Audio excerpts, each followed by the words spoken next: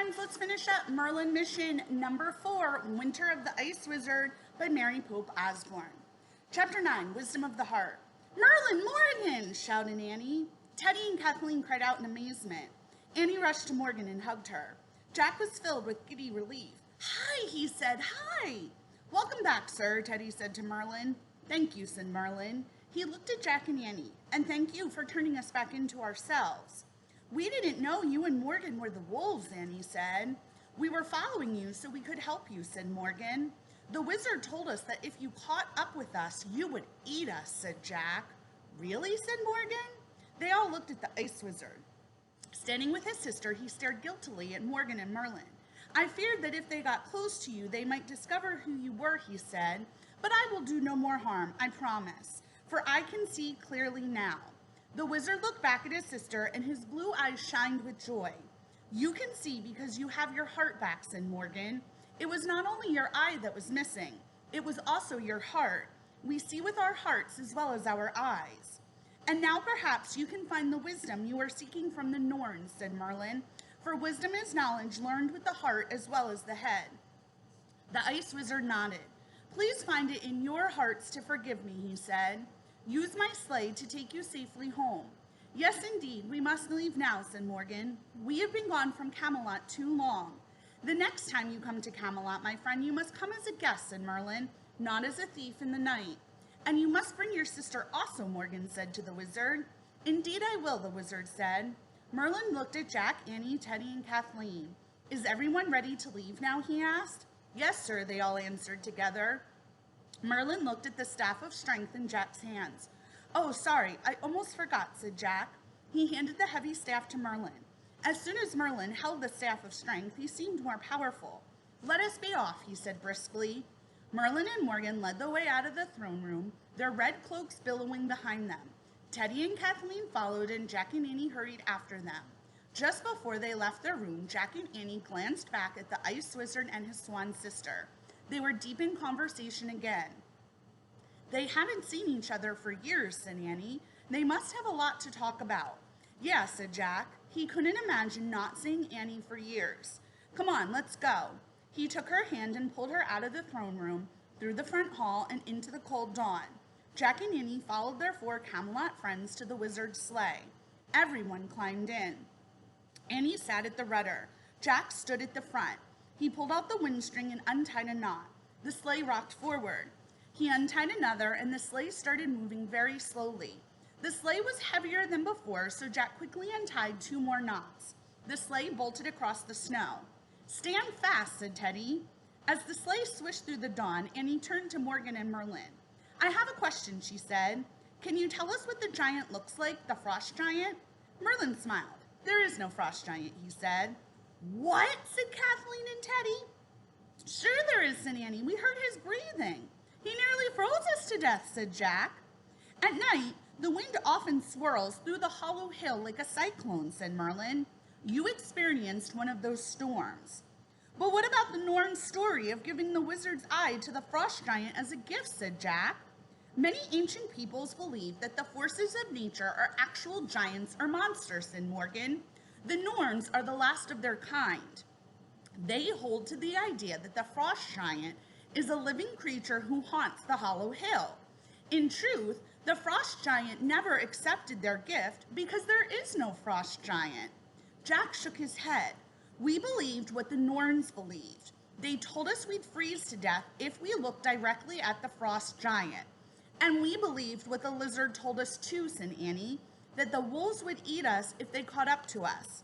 People often try to convince us that the world is scarier than it truly is, said Morgan. Right now, the world didn't seem at all scary to Jack. Everything was calm and bright. Soft, rose-colored light was breaking through the morning clouds.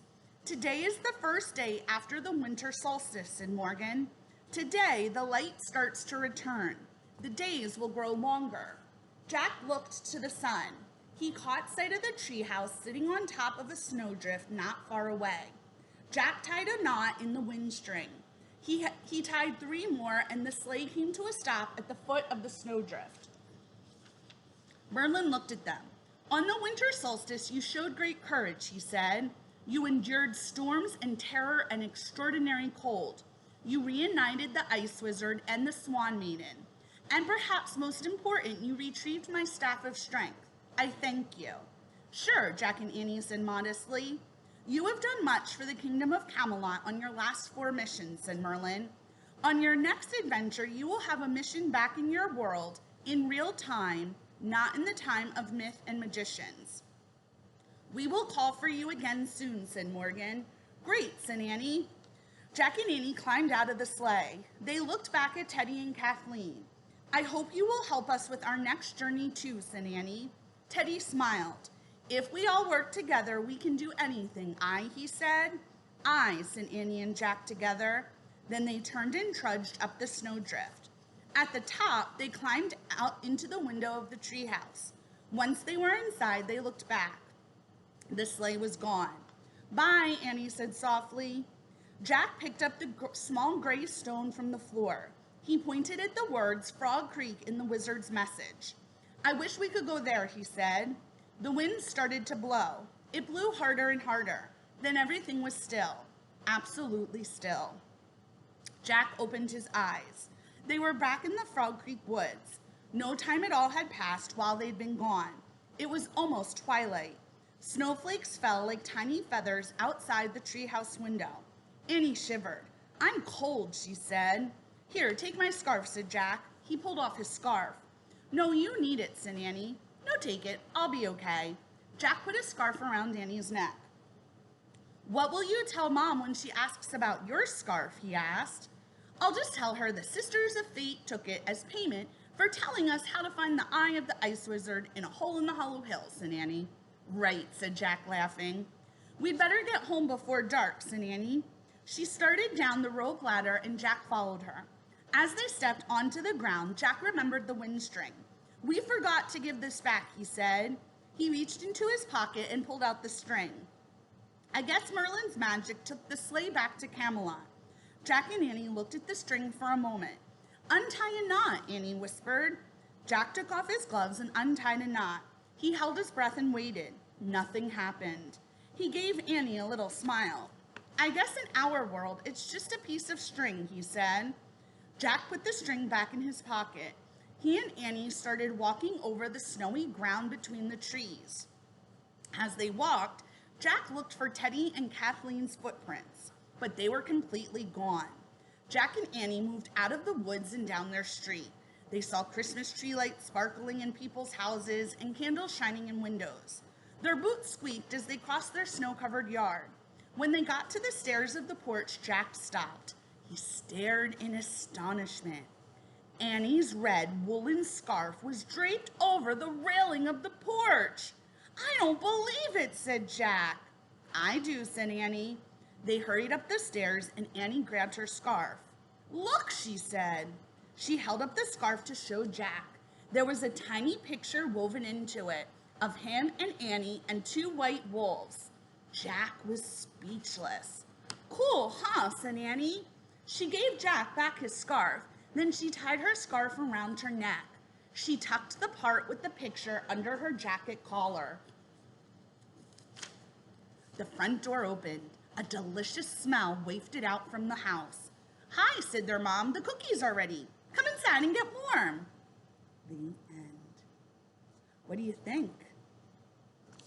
There he is. Ice Wizards. It's a pretty good book, huh? All right, friends. We'll start Merlin mission number 5 next week. Till then, keep reading.